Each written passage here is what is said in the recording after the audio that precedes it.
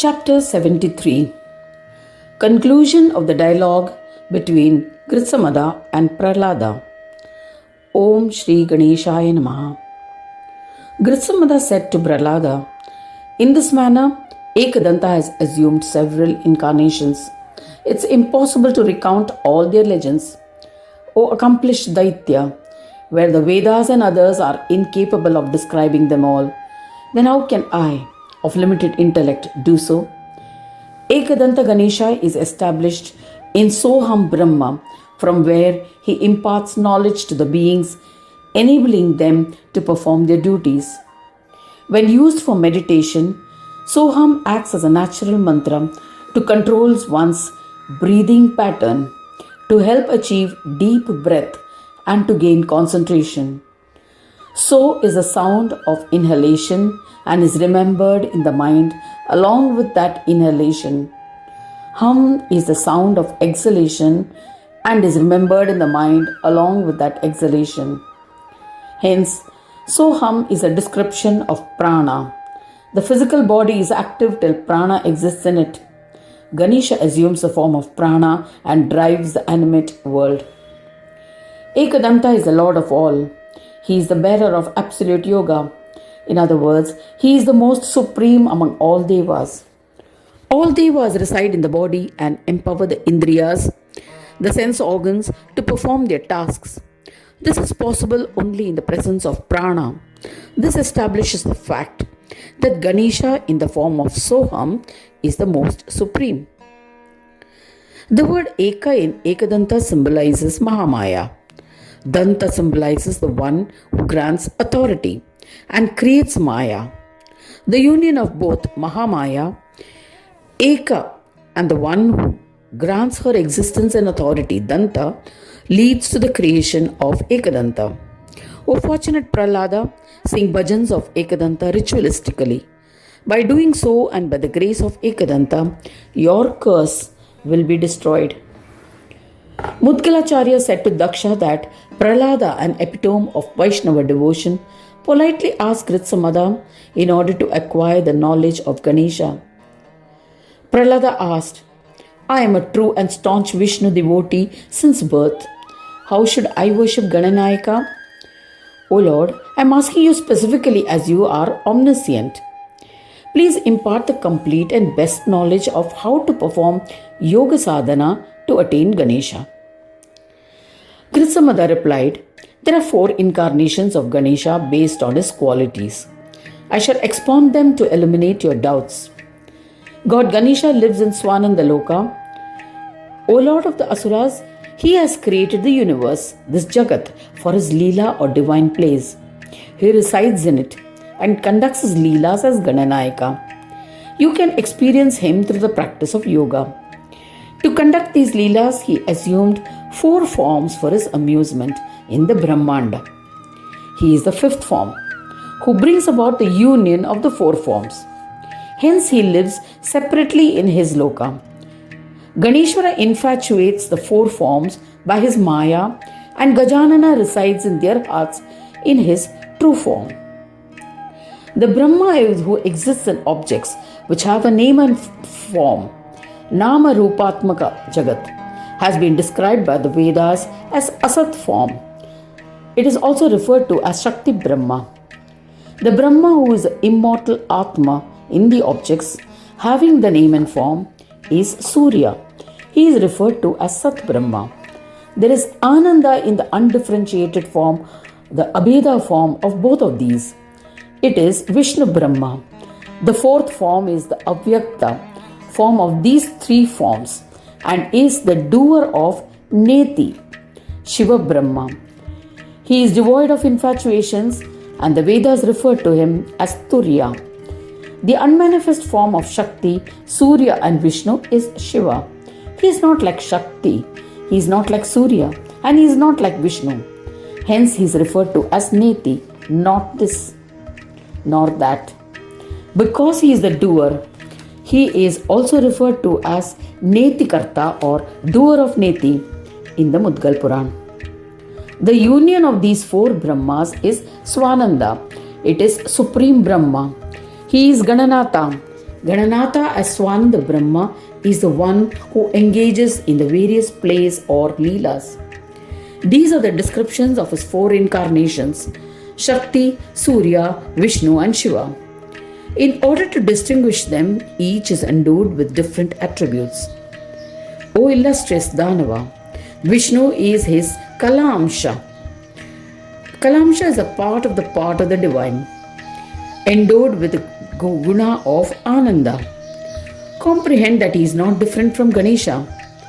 By worshipping the four forms, one can attain purification of the mind.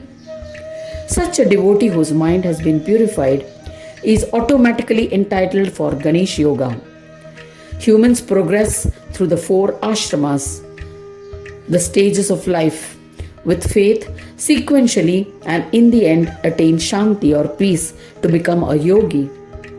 He then becomes devoid of any ashrama. In the same manner, in this yoga, a Vaishnava and others progress serially and becomes worshippers of Ganesha. Gritsamada continued the narration. I shall explain the yoga sadhana, which is an excellent means of performing austerities for God. When yoga is accomplished, any human will easily become a yogi. There is no doubt about it.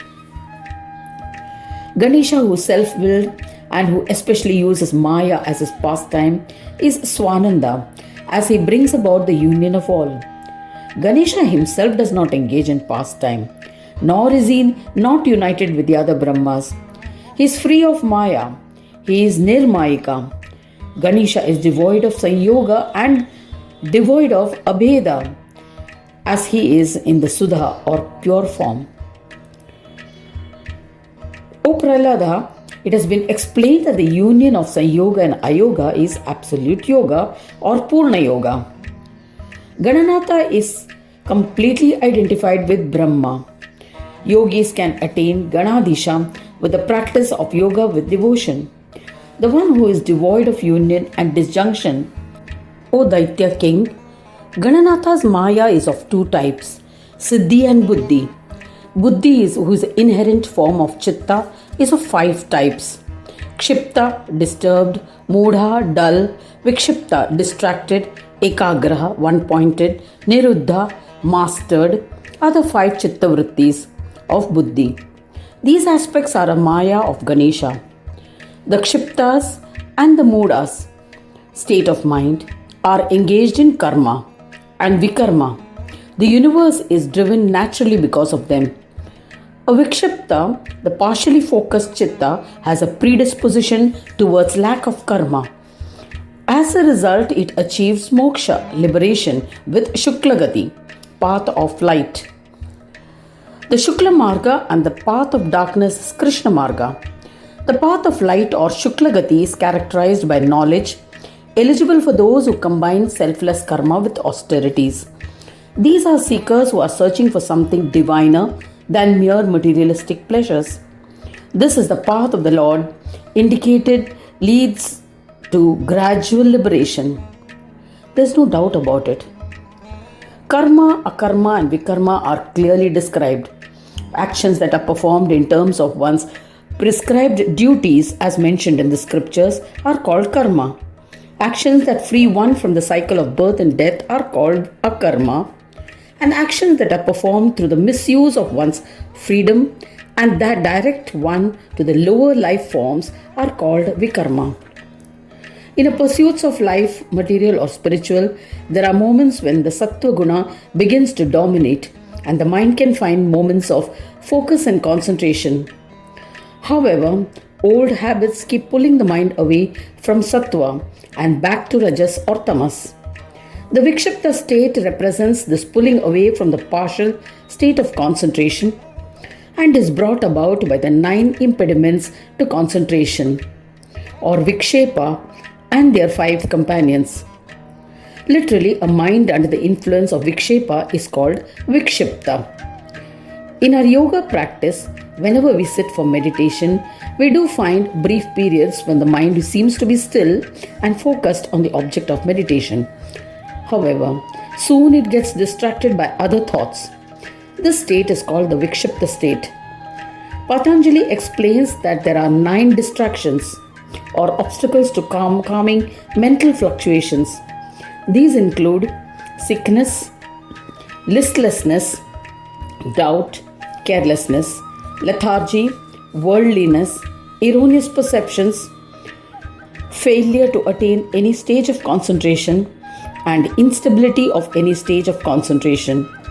These distractions may cause pain, dejection, restlessness of the body, and unsteadiness of breathing. These distractions may be overcome by focusing the mind on a single principle of reality and by practicing concentration. The Ekagra, one-pointed chitta, is of 8 types. It is focused only on one aspect, which is the Atma. O sagacious one, comprehend that they are in a state of Samprajna Samadhi.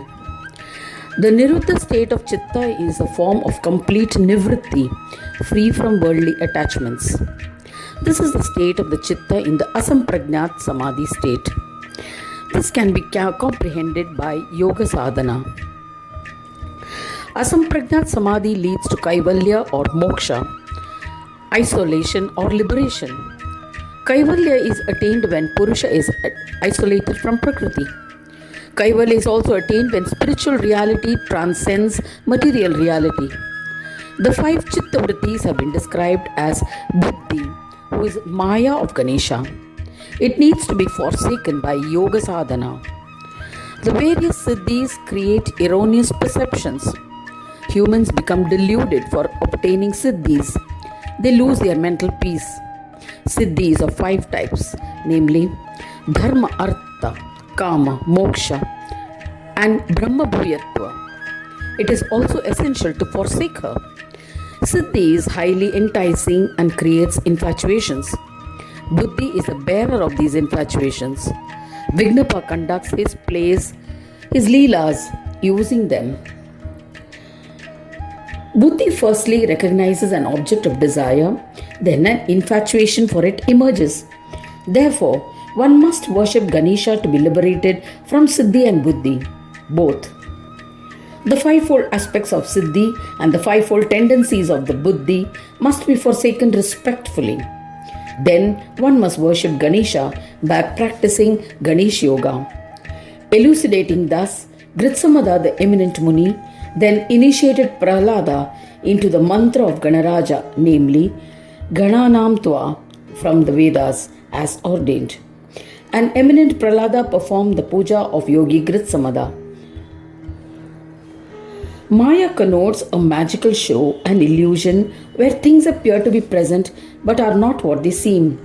Maya is also a spiritual concept connoting that which exists but is constantly changing and thus is spiritually unreal, and the power of the principle that conceals the true character of spiritual reality.